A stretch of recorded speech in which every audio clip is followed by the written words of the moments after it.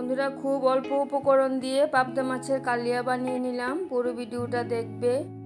রেসিপিটা ভালো লাগলে লাইক দিয়ে ভিডিওটা দেখে নেবেন আর আমার চ্যানেলটাকে সাবস্ক্রাইব করে আমার পাশে থাকবেন। পাবদা মাছগুলি ভালো করে ধুয়ে নিয়েছি। হলুদ, লবণ আর অল্প কাশ্মীরি লাল লঙ্কা গুঁড়ো দিয়ে মাছগুলি ভালো করে মেখে নিয়েছি। নিয়ে নিলাম আদা কাঁচা লঙ্কা একসাথে পেস্ট করে নেব। কিছু চারমগজ দানা নিয়ে নিলাম আর নিয়ে নিলাম টক দই। মশলা নিয়ে নিলাম জিরে গুঁড়ো, ধনে গুঁড়ো, কাশ্মীরি লাল লঙ্কার গুঁড়ো। মশলাটা জল দিয়ে গুলে নেব। এখন কড়াইটা বসিয়ে দিয়েছি। কড়াইয়ের মধ্যে পরিমাণ মতো সরিষার তেল দিয়ে দিলাম। তেলটা ভালো করে গরম করে অল্প অল্প মাছ দিয়ে পাবদা মাছগুলি ভেজে নেব।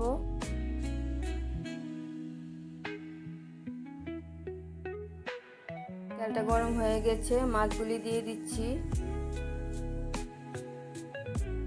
একবারে বেশি করে তেল দিইনি, কারণ বেশি করে তেল দিয়ে দিলে পাবদা মাছের তেল ছিটকে পড়ে। মাছগুলি উল্টে পাল্টে ভালো করে ভেজে নেব।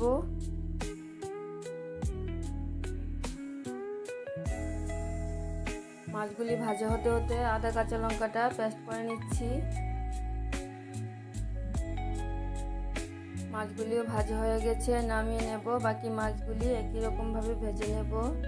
নিয়ে নিলাম টক দই আর চারমগজ দানাটা, এটাও পেস্ট করে নিচ্ছি। সবগুলি মাছ ভেজে নিয়েছি। এখন কড়াইটার মধ্যে আরও কিছুটা পরিমাণে সরিষার তেল দিয়ে দিলাম। তেলটা ভালো করে গরম হয়ে গেলে ফোড়নে দিয়ে দেব কালো জিরে।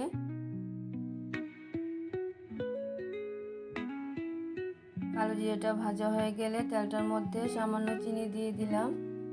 তেলটার মধ্যে চিনিটা দিয়ে দিলে রেসিপিটার কালারটা খুব সুন্দর আসবে। চিনিটা একটু নাড়িয়ে চাড়িয়ে দিয়ে আদা কাঁচা লঙ্কার পেস্টটা দিয়ে দেব।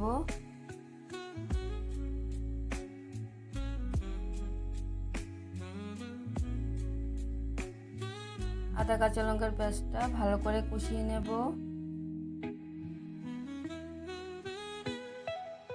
আদা কাঁচা লঙ্কার পেস্টটা অনেকটাই কষিয়ে নিয়েছি। এখন দিয়ে দেব মশলাটা আদা কাঁচা লঙ্কার সাথে ভালো করে কষিয়ে নেব।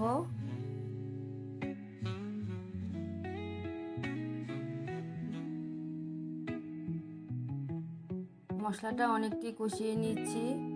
বাটিটা ধুয়ে সামান্য জল দিয়ে মশলাটা আরেকটু ভালো করে কষিয়ে নেব।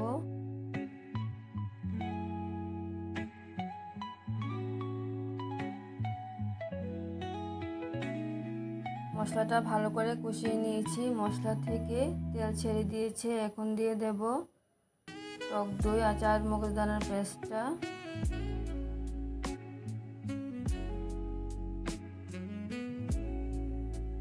টক দইয়ের পেস্টটা দিয়ে দিচ্ছি।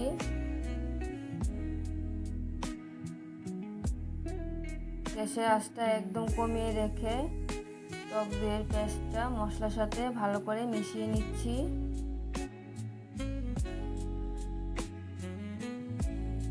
টক দইটা বেশি কষানোর দরকার হবে না, হালকা কষিয়ে নিচ্ছি।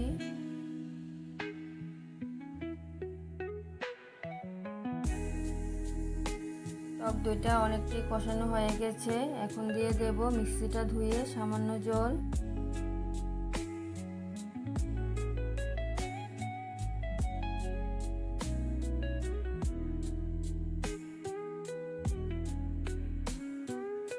আমার প্রয়োজন অনুযায়ী ঝোলটা দিয়ে দেব।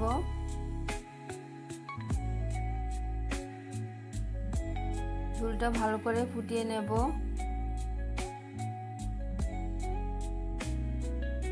এখন দিয়ে দেব ঝোলের মধ্যে পরিমাণ মতো লবণটা দিয়ে ঝোলটা ভালো করে ফুটিয়ে নিচ্ছি।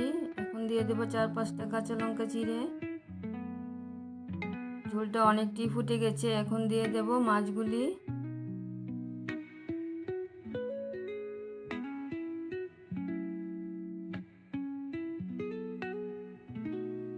ঝোলের মধ্যে মাছগুলি দিয়ে দিচ্ছি। ঝোলের সাথে মাছগুলি একটু সিদ্ধ করে নেব।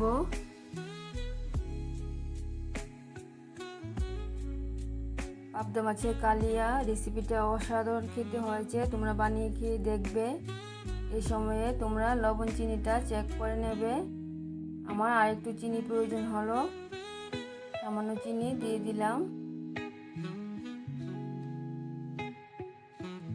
চিনিটা দিয়ে আরেকটু ফুটিয়ে নিচ্ছি। রান্নাটা একদম কমপ্লিট হয়ে যাচ্ছে। আমি আর রেসিপিটার মধ্যে গরম মশলা ব্যবহার করিনি, কারণ গরম মশলাটা ব্যবহার করে নিলে পাবদা মাছের ফ্লেভারটা থাকবে না। রান্নাটা একদম কমপ্লিট হয়ে গেছে। আবার দেখা হচ্ছে পরের ভিডিওতে। সবাই ভালো থাকবে, সুস্থ থাকবে। ধন্যবাদ সবাইকে।